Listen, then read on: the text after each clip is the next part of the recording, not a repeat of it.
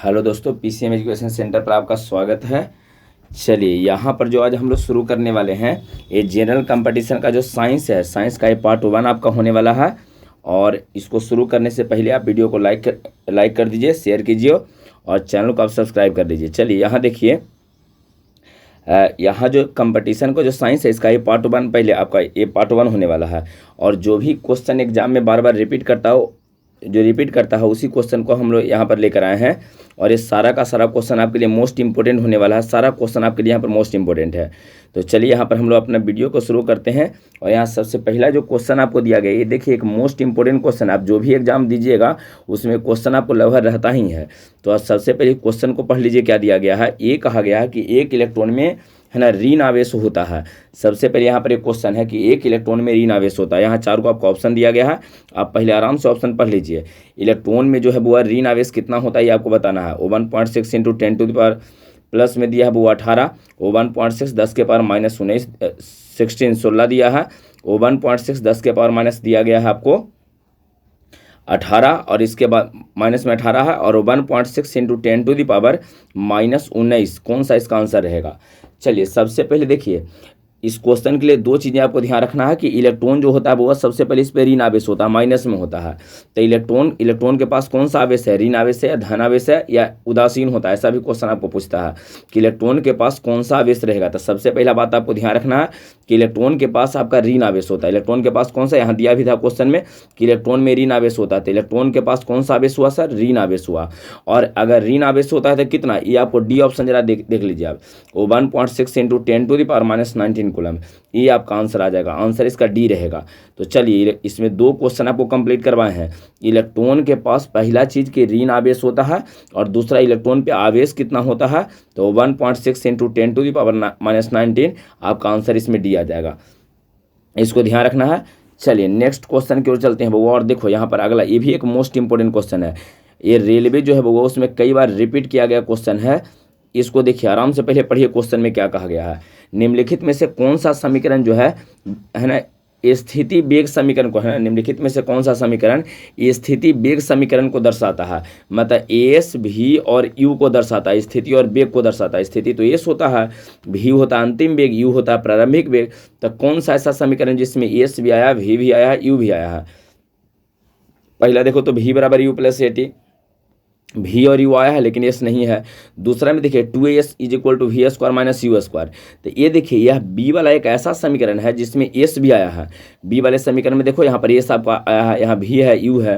तो आपका आंसर जो इसमें आ जाएगा वो आप, है ना, स्थिति और वेग। स्थिति कहने का मतलब एस है, स्थिति वही विस्थापन आपका।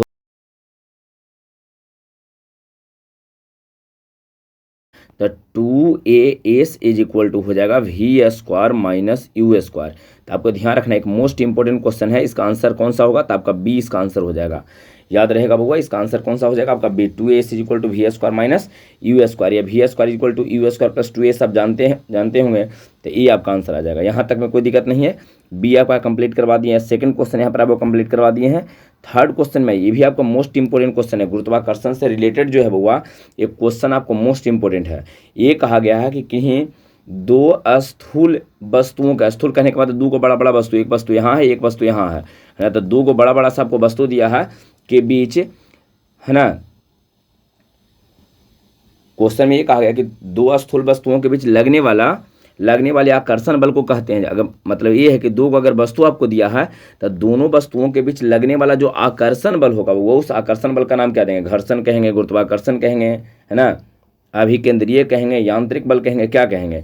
जो आकर्षण बल लगता है उसको हम लोग क्या कहेंगे। तो देखो जब भी दो वस्तुओं के बीच अगर बल की बात करता है तो दो वस्तुओं के बीच लगने वाला बल जो होता है वो गुरुत्वाकर्षण को दर्शाता है, नहीं गुरुत्वाकर्षण। तो कौन सा आपका आंसर इसमें आ जाएगा, बी। दो वस्तुओं के लगने वाले बल को हम लोग क्या कहते हैं, गुरुत्वाकर्षण। दो बड़े वस्तुओं के बीच लगने वाले बल को क्या बोलेंगे, तो गुरुत्वाकर्षण बल। आपका आंसर इसमें बी हो जाएगा। बात क्लियर है।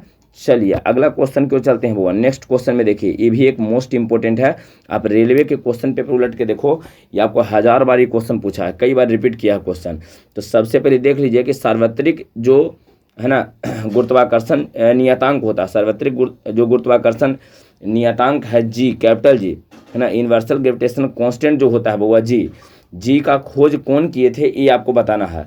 तो जी के लिए दो बात आपको पूछता है। है ना, गुरुत्वाकर्षण नियतांक जो आपका जी है बउआ, इस जी के लिए दो चीज़ें पूछता है, एक तो कि कौन खोजे थे और दूसरा कि जी का मान क्या होता है, दो चीज़ें हैं, है ना। जो सार्वत्रिक गुरुत्वाकर्षण नियतांक जो होता है बउआ, यूनिवर्सल ग्रेविटेशनल कांस्टेंट जो आपका होता है कैपिटल जी, इस कैपिटल जी के लिए दो क्वेश्चन आपको रहेगा कि इसका खोज कौन किए थे और इसका मान कितना होता है। तो चलिए, इसमें क्वेश्चन तो ये कहा गया यहाँ पर कि इसका खोज कौन किए थे, कैपिटल जी का मान, है ना, इसका खोज कौन किए हैं। चार को ऑप्शन यहाँ पर दिया गया बुआ, इसको आराम से पढ़ लो क्या क्या दिया। सबसे पहले में जो सबसे पहला ऑप्शन दिया गया है उसमें लेवोजियर कहा गया है, आइजैक न्यूटन साहब हैं और हेनरी कैवेंडिश है, इसके बाद जॉन डाल्टन है। तो जल्दी से आपको बताना है कि जी का, है ना, जी का खोज कौन किए थे, जो जी है इसका खोज कौन किए हैं।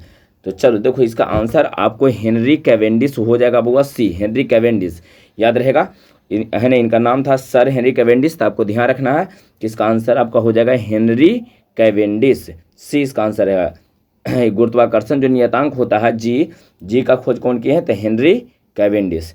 चलो अगला क्वेश्चन में देखिए आपको क्या दिया गया है। हाँ, यहाँ पर देखिए सेम क्वेश्चन आ गया है ना। गुरुत्वाकर्षण जो नियतांक होता है कैपिटल जी का मान होता है, कितना होता है ये आपको बताना है। कैपिटल जी का मान कितना रहेगा। सबसे पहला ऑप्शन में दिया है 6.6734 इंटू, बीच में देखिए सॉरी इंटू छूट गया है, बीच में यहाँ भी इंटू है, यहाँ भी आपका इंटू है, 10 के बाद सब में इंटू है। तो चलिए इसका वैल्यू कितना रहेगा ये आपको बताना है। यहाँ पर इंटू दिया गया है बुआ, यहाँ भी इंटू है, क्रॉस वाला, क्रॉस का चिन्ह यहाँ है, यहाँ बीच में क्रॉस चिन्ह है, यहाँ भी क्रॉस चिन्ह है। तो चलिए कौन सा वैल्यू इसका रहेगा ये आपको बताना है। तो देखो सबसे पहले जी का जो मान होता है वो, इसमें बी आपको आंसर लिखा गया है वो सही है, 6.67408 है ना, 6.67408 इंटू 10⁻⁻11 न्यूटन मीटर स्क्वायर प्रति केजी स्क्वायर होता है। न्यूटन मीटर स्क्वायर प्रति केजी स्क्वायर आपका आंसर कौन सा हो जाएगा। तो आपका जो इसमें आंसर रहेगा बउआ, यहाँ पर आंसर आपका बी आ जाएगा। कौन सा आंसर रहेगा, बी। आपको ध्यान रखना है यहाँ पर 6.67 है ना, 6.67408 इंटू 10⁻11 न्यूटन मीटर स्क्वायर प्रति केजी स्क्वायर, ये आपका आंसर इसमें बी आ जाएगा, गुरुत्वाकर्षण नियतांक का मान जो कैपिटल जी का मान होता है। चलिए अगला क्वेश्चन क्यों चल रहे हैं वो, नेक्स्ट क्वेश्चन। तो देखो नेक्स्ट क्वेश्चन में आपको यहाँ पर हम लोग जो एग्जाम में बार बार पूछे जाने वाले प्रश्न हम लोग देख रहे हैं यहाँ पर, और आपको ये पार्ट 1 है बउआ, है ना, ये पार्ट 1 यहाँ पर है, पार्ट 1 आपका ये है और मोस्ट इंपॉर्टेंट क्वेश्चन है, सारा का सारा क्वेश्चन आपके लिए मोस्ट इंपॉर्टेंट है ना, VVI क्वेश्चन सारा है जो आपको एग्जाम में बार बार रिपीट करता है। तो चलो बउआ यहाँ पर अगला क्वेश्चन आप ये कहा गया, ये भी एक मोस्ट इंपॉर्टेंट क्वेश्चन आपके लिए है, ये भी कई बार आपको रिपीट किया था। क्वेश्चन में ये आपसे कहा गया है कि 1 किलोवाट आवर, है ना, 1 किलोवाट आवर किसके बराबर होता है, 1 किलोवाट घंटा किसके बराबर होता है बताना है बउआ, 1 किलोवाट आवर किसके बराबर होता है। चलिए तो देखिए सबसे पहले इसमें कुछ बात है उसको आपको ध्यान रखना है, किलोवाट आवर के बारे में क्या क्या पूछ सकता है। सबसे पहला चीज कहता है कि बताइए किलोवाट घंटा जो होता है, किलोवाट घंटा किसका मात्रक होता है। तो सबसे पहले आपको ध्यान रखना है, इसको एकदम लिख लीजिए कॉपी में कि किलोवाट घंटा जो होता है बउआ, ये ऊर्जा का मात्रक होता है, एनर्जी का मात्रक होता है। किसका, ऊर्जा का मात्रक होता है, एनर्जी का मात्रक रहेगा। तो किलोवाट आवर किसका मात्रक हुआ बउआ, तो ऊर्जा का, ध्यान रहेगा किसका होता है, ऊर्जा का। पहला चीज आपको ध्यान रखना है कि किलोवाट आवर किसका मात्रक है, ऊर्जा का, पहला चीज आपको याद हो गया। दूसरा चीज में ध्यान रखना है इसका वैल्यू कितना होता है, बीच में देखो यहाँ पे गुना था सब छोड़ दिया है, प्रिंटिंग थोड़ा मिस्टेक हो गया है। तो इसका जो वैल्यू होता है बुआ 3.6 इंटू 10⁻6 जूल, ध्यान रखना इसका वैल्यू कितना रहेगा, 3.6 इंटू 10⁻6 जूल हो जाएगा, 3.6 इंटू 10⁻6 जूल। कौन सा आपका आंसर मिल रहा है, बी।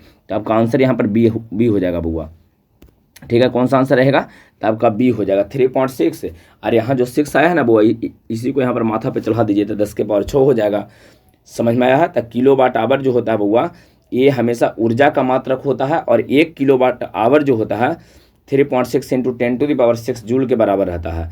चलिए अगला क्वेश्चन क्यों चलते हैं, नेक्स्ट क्वेश्चन। नेक्स्ट क्वेश्चन में कहा गया कि एक एटीएम किसके बराबर, एटमॉस्फेरिक जो प्रेशर होता है उसके बारे में कहा गया है कि एटमॉस्फेरिक प्रेशर किसके बराबर होता है, आपको बताना है। वो 1 ATM बराबर कितना, वो 1 ATM इज इक्वल टू कितना होता है ये आपको बताना है। कुछ ऑप्शन मैचिंग हो गया है तब उससे कोई मतलब नहीं है, आप इसको ध्यान रखिए।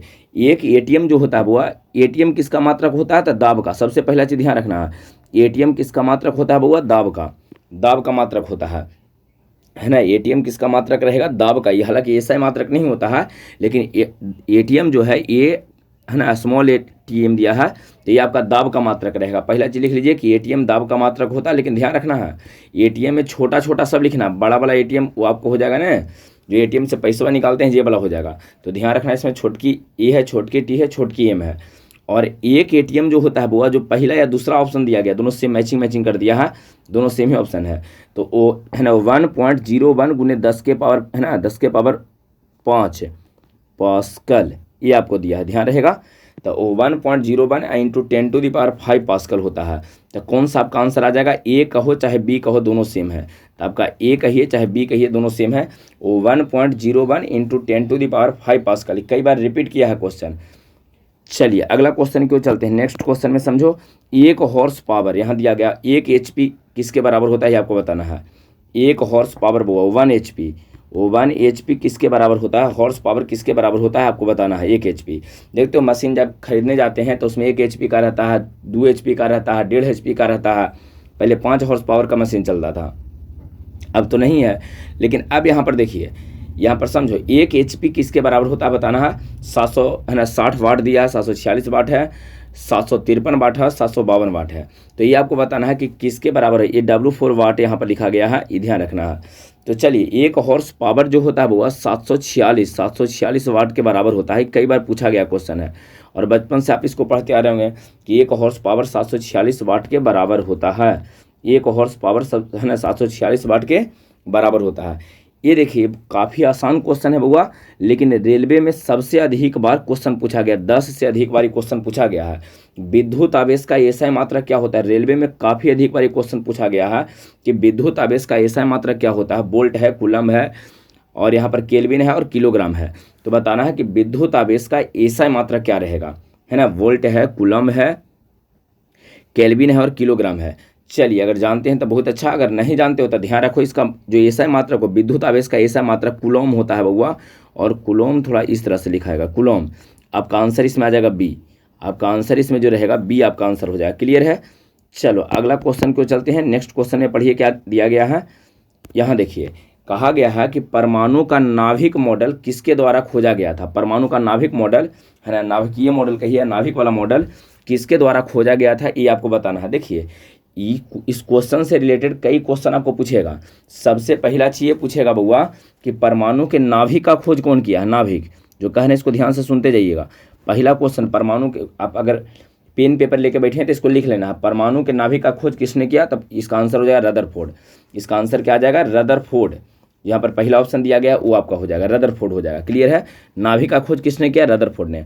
नाभिक का खोज जो है रदरफोर्ड कब किए थे, अपना एक्सपेरिमेंट जो है नाभिकीय मॉडल कब दिया, नाभिक का खोज कब किए।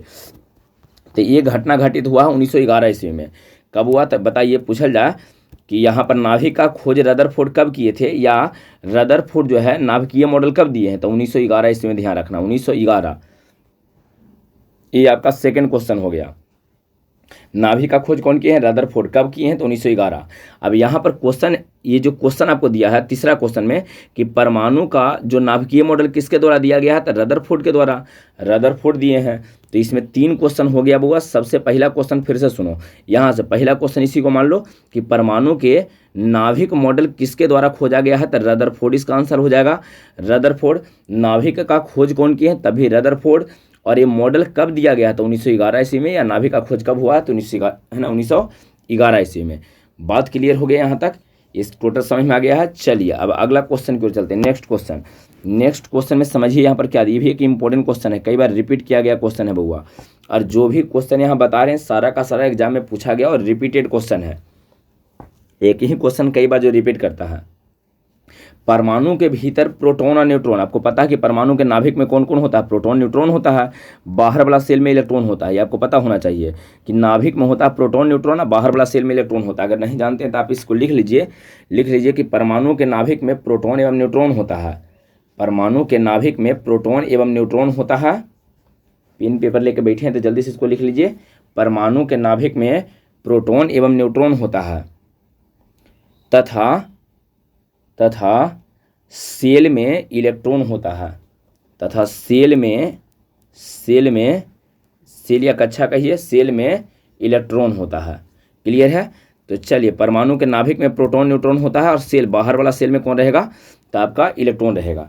तो ये कहा गया कि जो नाभिक में बउआ या भीतर, परमाणु के भीतर प्रोटॉन न्यूट्रॉन होता है, तो किस बल द्वारा जुड़ा रहता है ना। नाभिक में जो परमाणु के भीतर है बउआ, भीतर प्रोटॉन न्यूट्रॉन ये नाभिक में उपस्थित होता है। तो किस बल द्वारा जुड़ा होता है बताना है। नाभिकीय बल द्वारा, गुरुत्वाकर्षण द्वारा, वैद्युत स्थैतिकी बल द्वारा और एक दिया ज्वारीय बल द्वारा। चलिए जल्दी से आपको बताना है कि कौन सा आंसर रहेगा।